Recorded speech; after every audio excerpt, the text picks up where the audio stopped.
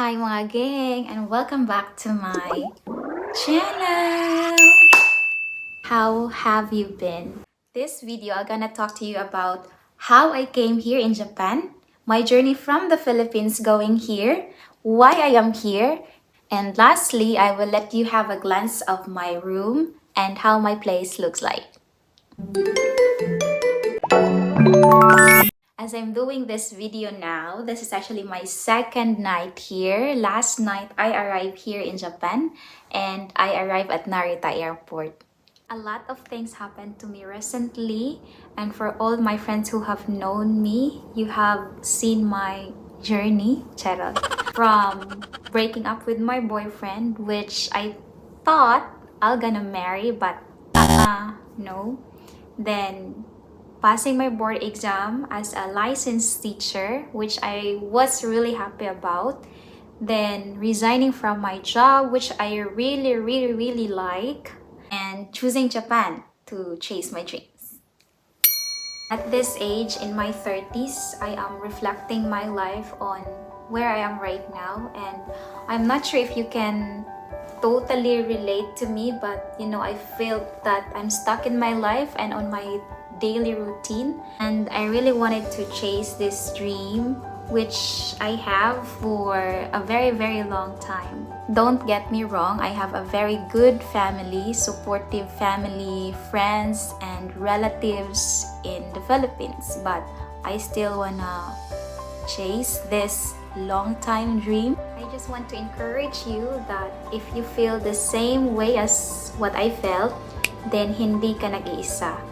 It's never too late, and don't be afraid. And I hope that as you listen to my stories, at least you'll be inspired. I still didn't know what my life would be here in Japan because, I'm just very new here. But I know that as long as I have God with me, I can smile at the storm. And this is my story. February 22, 2022. Today is I badly need money. I was applying for a student visa and I need money to process. Plus, I also need to renew my passport. Struggle is real. 私は日本語を勉強してます。日本語は難しいです。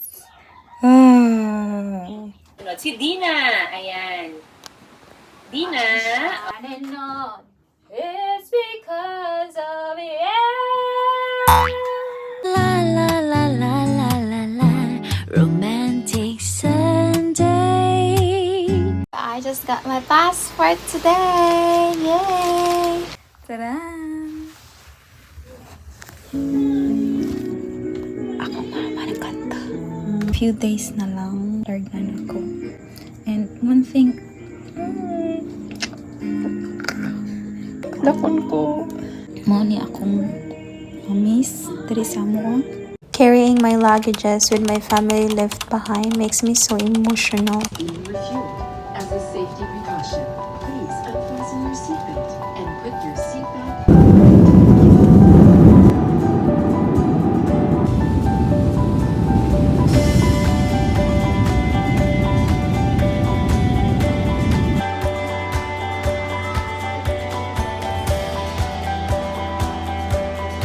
And that was my story from the Philippines until nakaabot ko sa Narita Airport. And so Mr. Nakamura-san tried to pick me up from the airport, and it was actually a 2 hours travel from there until nakaabot ko diri sa akong place. And as I reached my place here, I was happy, and I was also a bit surprised actually because my room is not just only so clean, but it's also really nice. Some of my friends are telling me, oh, room tour daw. So this is my entrance door, kitchen, and then this is my toilet, my luggage day, akong bed.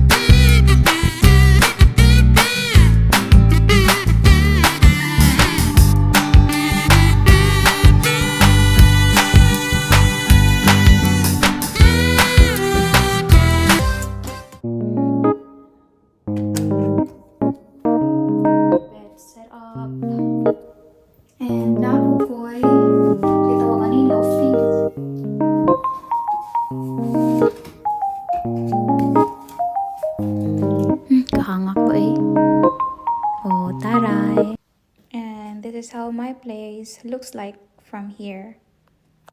And I got my food supply here arranged. My kitchen area. Ooh, pancit canton and San Marino and holiday carne norte with my favorite drinks. I'm not sure kung nakabali diri sa Japan, but I bring them just for sure. And I got watanganan of shoes. So pretty much everything was been set up. I already put also some of my clothes here. Kay summer here in Japan, and then I got my things sorted. This serve as my closet para if mag-ilis ko, I got all the things I need here. Just open it up. And I have a brand new microwave and refrigerator. Gamay ra siya but swak na. And I just got my water here from 7-Eleven. Got my first snack also from 7-Eleven. Mochi fuwa tabimono pan keki. I got everything set up. It's time to sleep. Good night. Good morning. As you can see guys, init na kay sanan. I woke up around 6 but ang ako mata sakit pa kay sanan ibuka. So today it's already around 8 nga rin. And hayag na kaayo ilang alas 8. I'm gonna show you outside kung unsay nang sa gawas.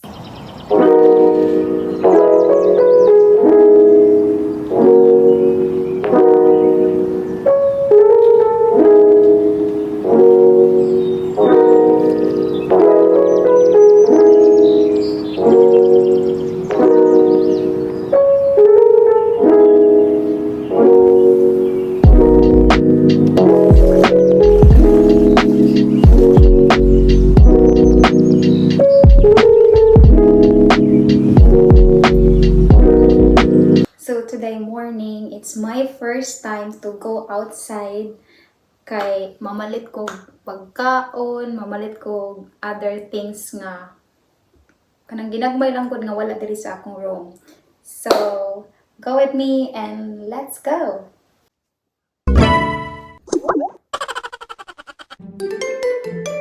Set 별. Sumingaw jud kayo diri sa Japan mga ging. Feeling na ko wala mga tao. Narbaho guro sila. Mingaw jud kay sa tanang hanggan. So karon padung ko 7-Eleven and also sa grocery store para mamalit og pagkaon kay ako'y bugas diri.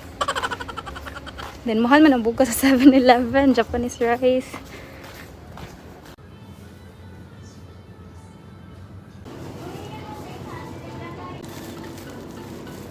Pangitag barita, wadyo barita dali. Rice source ba?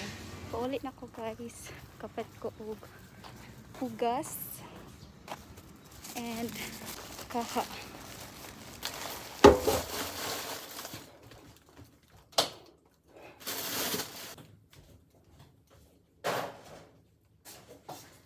Nagdadadyo ko pa yun. It's because init kay diri karon sa Japan. So the first day man ako, nya init daw ko na kay sanan, nadyo ko payong.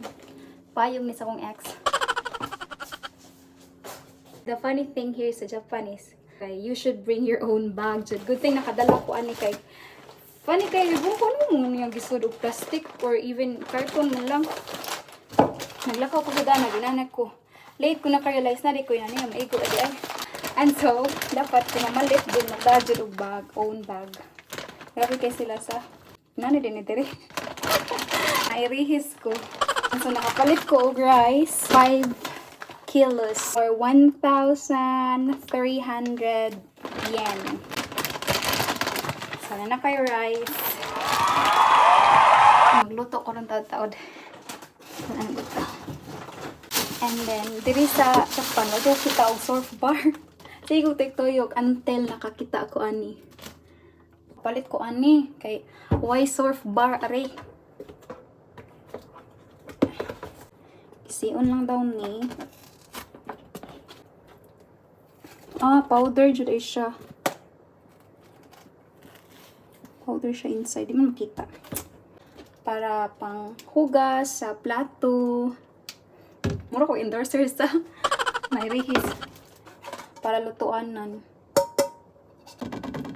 And so those were just the few things I did on my first day here and on my first night here in Japan. Please stay tuned for more videos about my life here in Japan. And see you next time!